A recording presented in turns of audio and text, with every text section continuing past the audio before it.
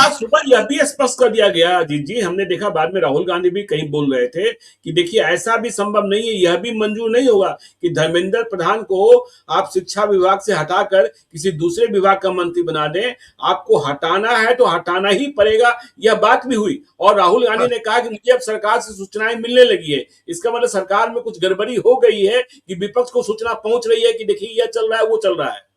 बिल्कुल। तो इन लोगों ने जाकर, अब राहुल गांधी के साथ भी है कि वो इसका क्रेडिट लेना चाहेंगे अब, क्योंकि उन्होंने भी एक स्टैंड लिया था। लेकिन असली ताकत ज्ञानेश्वर जी कांग्रेस पार्टी या किसी भी पार्टी की नहीं है, पार्लियामेंट के प्रोटेस्ट की नहीं है, राहुल गांधी प्राइम मिनिस्टर के घर के आगे प्रोटेस्ट करने का उसका भी नहीं है।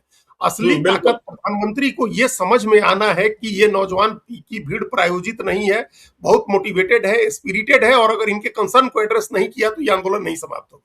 तो जैसे ही उनको ये बात समझ में आई, उन्होंने एक के बाद एक स्टेप्स लिए, और कई स्टेप्स ऑप्टिक्स के लिए थे। जैसे जो नेशनल टेस्टिंग एजेंसी है, जो नीट और जेई मेंस जैसी परीक्षा कराती है, उसके 47 लोग कल बर्खास्त किए गए। ये अलग बात है कि सब कॉन्ट्रैक्ट वाले कर्मचारी थे, लेकिन 47 लोग बर्खास्त किए गए।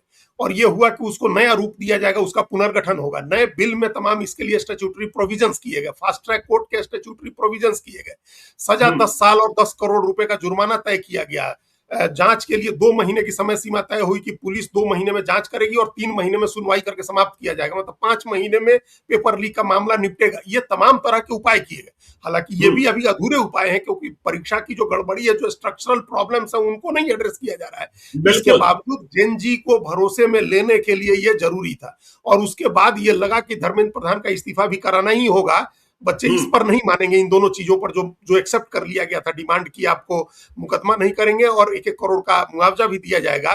तो ये भी मान लिया गया। आज ये भी हो गया, 3:30 उनकी बैठक 3:30 बजे से होनी थी, उसके पहले ही उनका धर्मेंद्र प्रधान का इस्तीफा करा दिया गया। और हमने पहले कहा कि धर्मेंद्र प्रधान कोई साधारण सामान्य किसी अन्य मंत्री की तरह के मंत्री नहीं थे, इसलिए ये बहुत बड़ा घटनाक्रम है और ये इस छात्रों की बड़ी जीत है। अब इस जीत के साथ उनको अपने घर जाना चाहिए है, आगे की परीक्षाओं की तैयारी करनी चाहिए, पढ़ाई की तैयारी करनी चाहिए, लेकिन वो विजिल जो है, सतर्कता जो है, निगरानी है, वो नहीं खत्म करनी चाहिए। उनको एकदम सजग रहना होगा, ताकि इस तरह की घटना, जो पेपर लीक की घटना है, सरकार कॉम्प्लिसेंट नहीं, सरकार लापरवाह नहीं हो, ये भी उनको सुनिश्चित करते रहना होगा। वही करेंगे, उन्हीं की बात सुनेगी सरकार, बाकी लोगों की बात तो सुन नहीं रही है, क्योंकि बाकी लोगों की मेमोरी में दूसरी चीजें हैं, इनकी मेमोरी में दूसरी चीजें, और ये सरकार के लिए बहुत जरूरी है।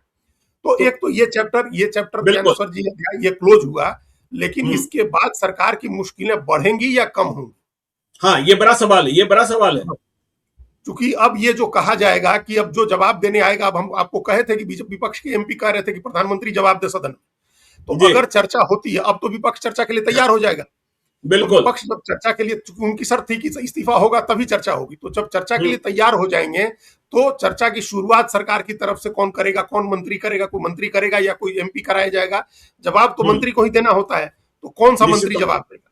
कौन मंत्री जवाब देगा? जिसको नया शिक्षा मंत्री की जिसको जिम्मेदारी दी जाएगी, वो जवाब देगा, या प्रधानमंत्री और गृह मंत्री में से कोई जवाब देगा, या राजनाथ सिंह जवाब देंगे, रक्षा मंत्री, कोई बड़ा नेता जवाब देगा, या नया शिक्षा मंत्री जवाब देगा? जिम्मेदारी कौन लेगा शिक्षा विभाग की, अभी बड़ी बात है, ये बड़ी बात है ज्ञानेश्वर जी। हाँ जी।